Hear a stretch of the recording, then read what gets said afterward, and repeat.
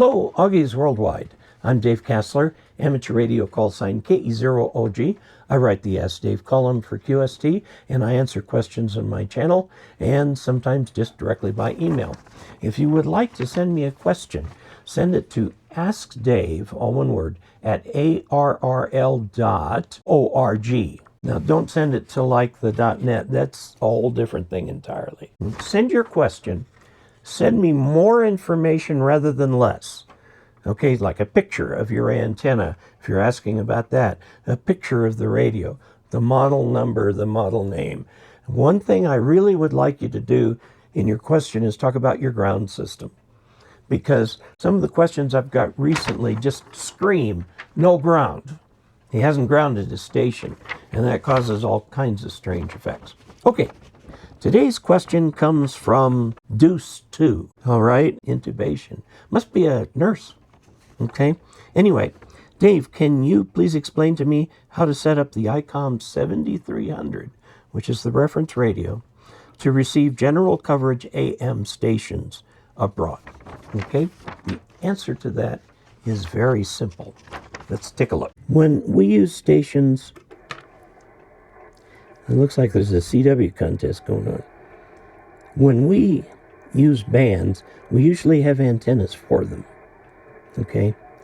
If you don't have a wide range antenna, a dipole will kind of do it, but you may want to get an all-band receiving antenna that goes from like 500 kilohertz all the way up to 30 megahertz. And then you can receive across the band. So let me show you how we do this. If we were to change bands, we pick that, and then we pick a different band that we want to be on. Okay, now we're on 40 meters. If you hold this in, you can choose the band stacking registers. We don't care about that. What we care about is this thing called Gene. Now, that's not Eugene, has nothing to do with Oregon. This is short for General Coverage Receiver. Okay? So we do on that, and then we can go anywhere we want. 5975 is an old BBC frequency. You can set AM. I'll tell you a little secret. If you're listening to an AM broadcast, you can try upper or lower sideband too, which might be a little clearer if part of this signal is being interfered with. But you pick your mode down there. Now, if you want to do direct frequency entry, you can. Press on that, and you've got a little screen right here. And you can do things with these to save them for when you next want to use it. Now, let's do, say, 6010. There. Now, that's in the broadcast band, so we're going to hit another 0.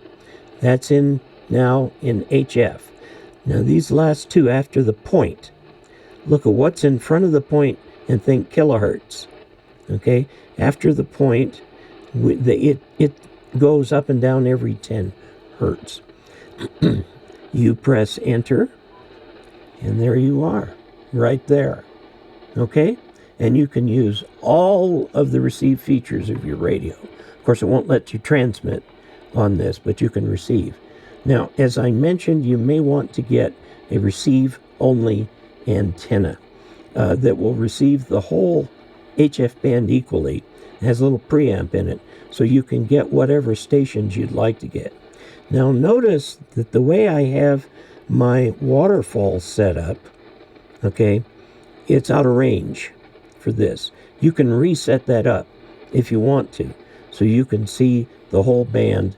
This is the 49 meter band if you want to see something special in there. So again, there, general, puts you here. You can tune from right here if you want to. Now, broadcast stations are usually spaced about 5 kilohertz apart.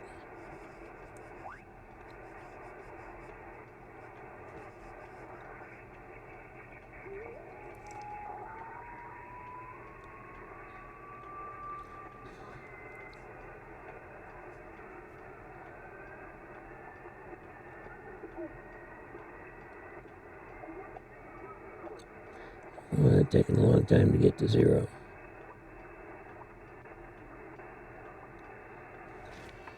$15.06. You're listening to WWV there. Okay? And you can change the scope and stuff like that to do what you need to do. Okay. Now, I just hit it in such a way it went to the 17 meter band. Okay, so again, touch the megahertz, touch the general. Now you can tune around, or you can do direct frequency input. Let's do 500. Now that would be 500 kilohertz for broadcast band, but we want to go one more, so it's 5 megahertz. We hit enter, and this is definitely WWV.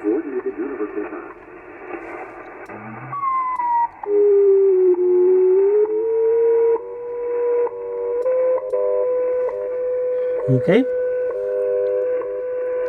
That's all there is to it. So, what you're asking is very easily done, and it can be done from the front panel. You don't have to enter any menu items or do anything like that. You just operate it the way that you want. This particular radio, the ICOM-7300, is an outstanding radio.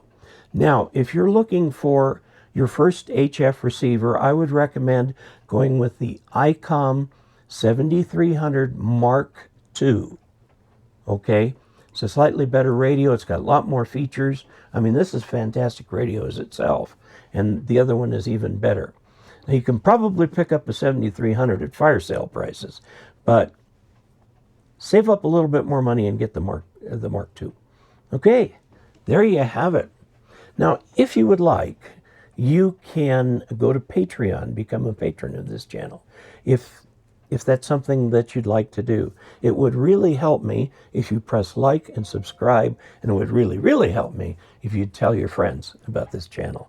Until we next meet, 73.